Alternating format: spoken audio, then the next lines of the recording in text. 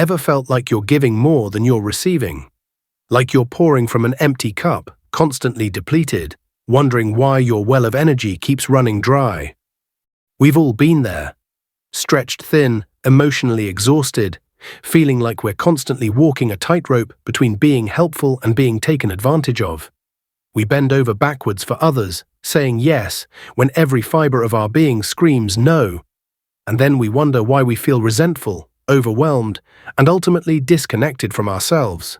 This isn't about being selfish. This is about self-preservation.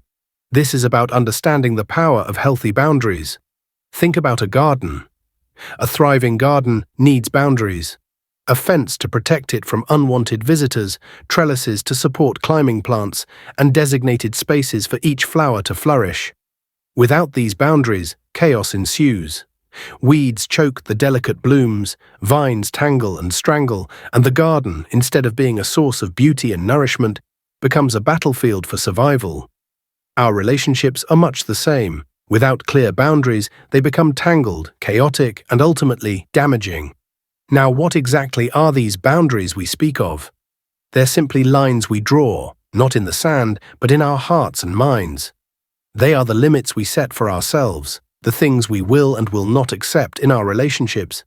They are the quiet whispers we give ourselves permission to express, the no's we finally learn to say without guilt or explanation.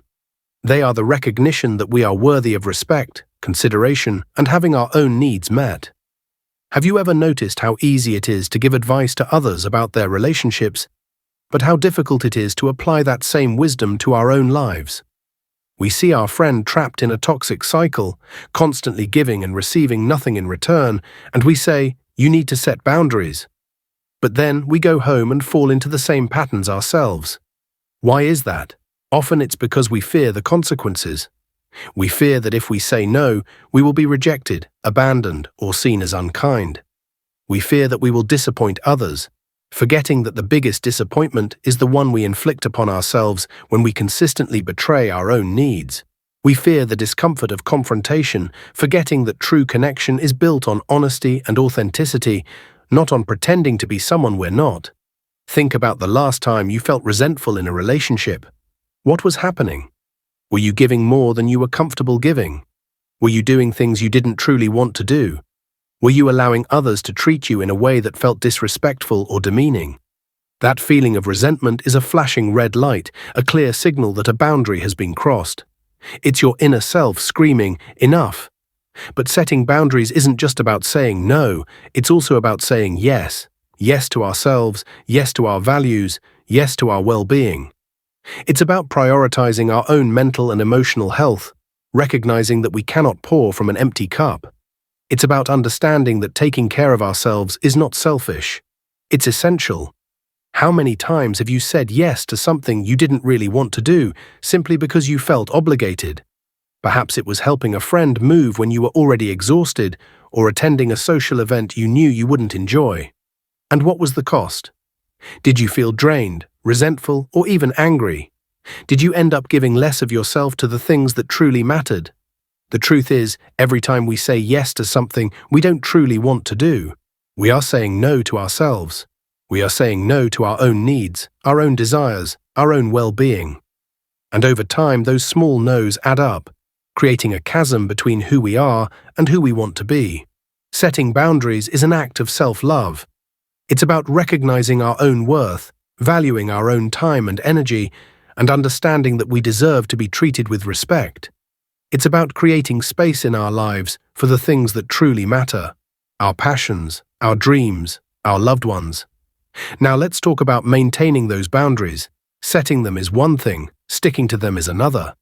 It requires courage, consistency, and a willingness to face discomfort.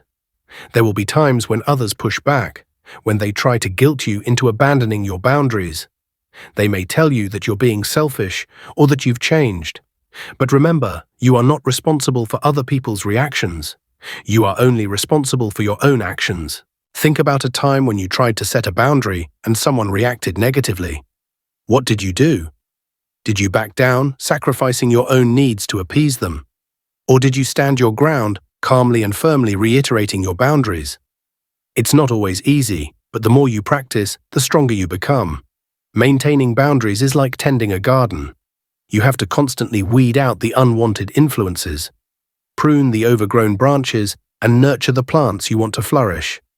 It requires ongoing effort, but the rewards are immeasurable. When we have healthy boundaries, our relationships become healthier. We experience less resentment, less stress, and more joy. We have more energy to invest in the people and things that truly matter. We feel more connected to ourselves, more grounded, and more at peace. So how do we start? How do we begin the process of establishing and maintaining healthy boundaries? It starts with awareness. Pay attention to your feelings. When do you feel resentful, stressed, or overwhelmed? These are often clues that a boundary has been crossed. Then take some time to reflect. What are your values? What are your needs? What are you willing to accept in your relationships, and what are you not? Start small. You don't have to overhaul your entire life overnight. Choose one area where you struggle with boundaries and focus on making a change. Perhaps it's saying no to a request you don't have time for, or setting limits on how much time you spend on social media. Once you've mastered one boundary, you can move on to the next. Remember, setting boundaries is not about building walls. It's about creating space. Space for yourself, space for your needs, space for your dreams. It's about honoring your own worth and recognizing that you deserve to be treated with respect. It's about creating a garden where you can truly flourish. And that, my friends, is a gift you give not only to yourself, but to everyone in your life. Because when you are healthy and whole, you have so much more to give.